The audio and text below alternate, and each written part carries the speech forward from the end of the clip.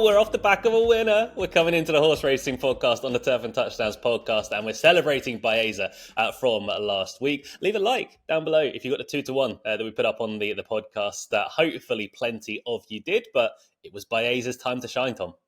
Yeah, he's kind of a boy becoming a man. I know he previously ran some really good races in the 3-year-old contest, but things went against Baeza at Parks, and he managed to come through. He finally won a big race as well, which is credit to connections. And he seems to have turned up every single time that he's raced this year, produced a consistent display. And yeah, he's a nice horse, isn't he? I'd rank him maybe in the A- tier. He's not quite as good as the best horses in the division, but it was a good win last week. And maybe I can start to call you a Parks specialist now. I think you're 1 from 1 covering races there. I don't want that. I don't want that. I want something different. I want Belmont of the Big A. Can we do that Cool. one? I want that Let's. one. We're gonna hopefully be talking about turf racing because the Joe Hirsch Turf Classic is coming up. There is a little bit rain in the New York area for the next few days. There's rain today as we record it on Tuesday, Wednesday, Thursday, maybe a little bit on Friday. We're fine on Saturday, but the thing about this, Tom, is that yes, we've got the main track only entrance in here, but they've not raced on this turf for well, yes, they have been at this meeting, but this meet only started the other day. Yeah, look, I think this is 1 to 10 to go on the turf and stay there regardless of weather, but the rain forecast is not ideal. The ground will probably be described as good, I would suggest. As you say, they haven't used the turf much for quite a while.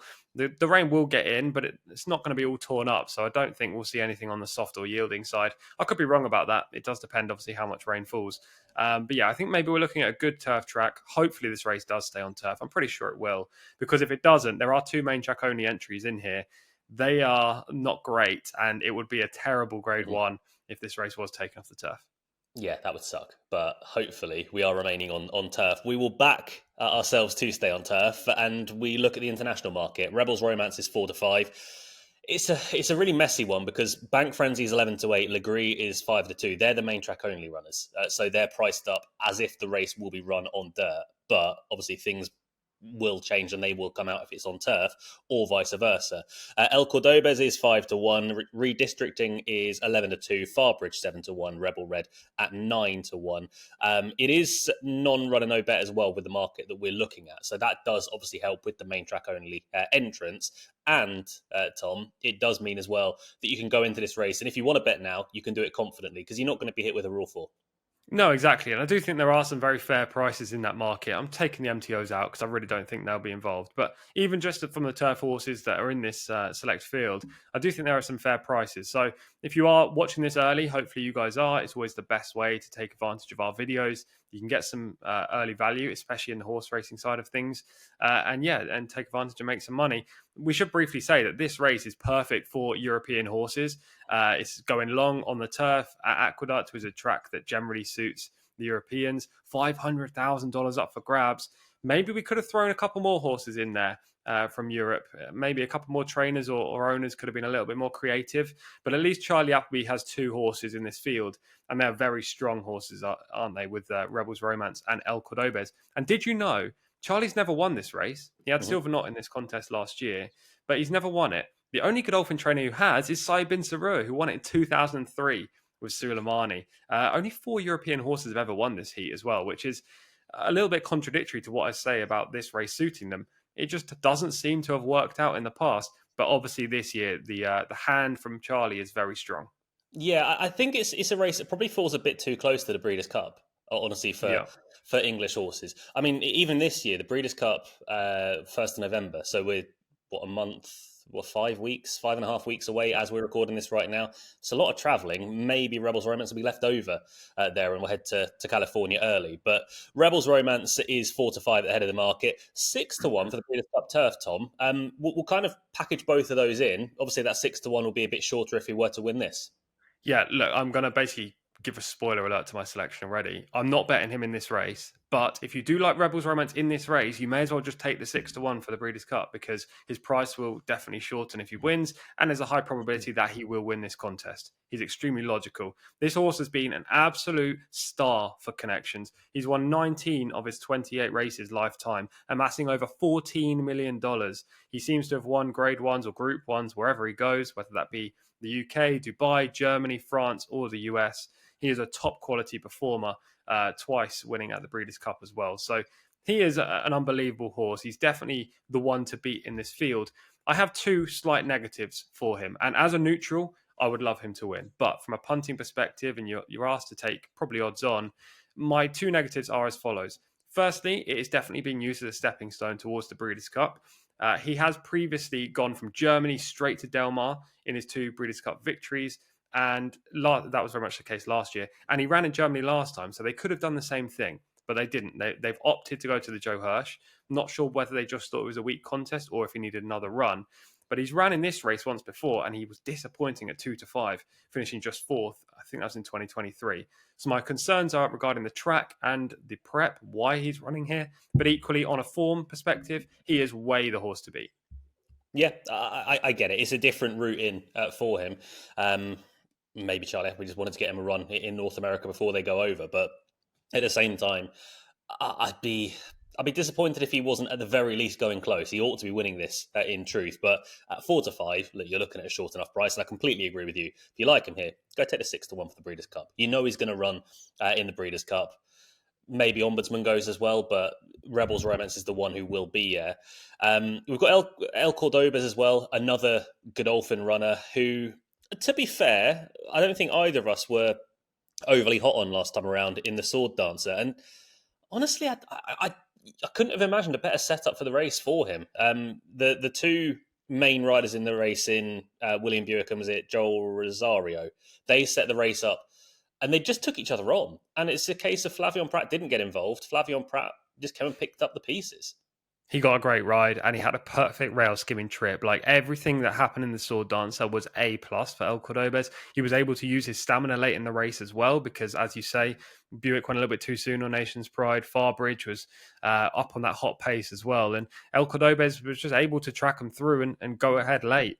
He's an improving type, and I suppose in this division he is the new face, but at the same time he's not achieved anywhere near as much as Rebels Romance, and crucially in a spot like this he's not got much pace to chase. Completely different pace setup to what he had in the Sword Dancer, and for that reason I don't like him. Yeah, I'm exactly the same. I wasn't a massive fan of him. Well done, you won the Sword Dancer. That was great. Good for you. But this is a very different ask. Farbridge is also in here. A horse who, look, he's been up and down, but hated the ride that Joel Rosario gave him in the Sword Dancer. I thought it was absolutely abysmal. Yeah, he got a terrible ride. He should have gone forward. I know he did take a bump at the start, but he should have gone and tried to make the front rather than sitting in a forward position in third or fourth. He then went for home a little bit too soon. The horse came up empty, sitting on that fast pace, but not in the ideal spot. And he was also caught wide throughout, something that Farbridge doesn't want to do. He won this race 12 months ago. I think that's key. And what is more interesting to me is a combination of the price, 7-1, you say, in the international market, and the fact that surely he just makes the front in this field. Now, I did fall for that last time in the Sword Dancer, thinking he would lead. But where's the other speed in this race? Maybe Redistricting, who we'll talk about in a second, but otherwise, I don't really see it. So Farbridge, from a good outside post, can get across to the rail and he could dominate the fractions. That makes him dangerous. Is he as good as Rebels Romance? No, but he could have the race run to suit. It wouldn't shock me if they tried to lead on El Cordobes, knowing that he needs it to be a bit of a stamina test. He's not necessarily got speed to get to the front in normal 1.5 grade ones. But if they crawl, then yeah, sure, he can make the lead. It's just whether they'd want to. Yeah, I suppose. It'll be interesting to see what the team at Godolphin and Charlie decide to do. I don't think it will be the right move as such to do it with El Cordobes, but if you wanted to just set it up for Rebels Romance, then maybe. Mm-hmm. From a personal perspective, I do think Farbridge will lead this field. If he does get pressed early, then everything would just point more towards Rebels Romance winning.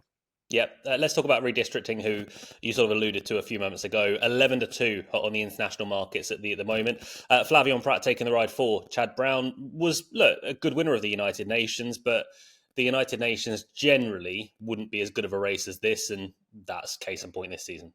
Yep, steps up in grade. I can see why Chad puts him in this field. Small field, big prize pot, could take that step forward, and he looks to be improving. I have always held him in pretty high regard, and I've bet him numerous times in the past. But at this level, he just has to prove something to me. And in a race like this, again, where he's likely to not get the ideal setup, I want to be looking elsewhere. Yeah, I'm disappointed that the market or the odds compilers haven't latched on to Rebel Red because he ran so well in the Sword Dancer. But again, things could not have set up better. Yeah, he's a deep running, one-eyed closer. Basically, he needs everything to go to plan, including a fast pace. Probably not going to get that here. He's a nice type, and Sherry DeVoe does very well with horses like him. But again, he's probably going to be last in the early stages, and to back run all of these, that is a tall order.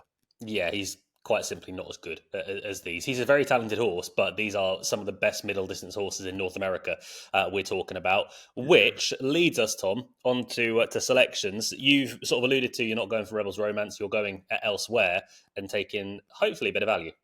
Yeah, look, I've done this over the last few weeks. I kind of just leave the favourite, despite the fact that I know they're logical. Baeza last week, case in point.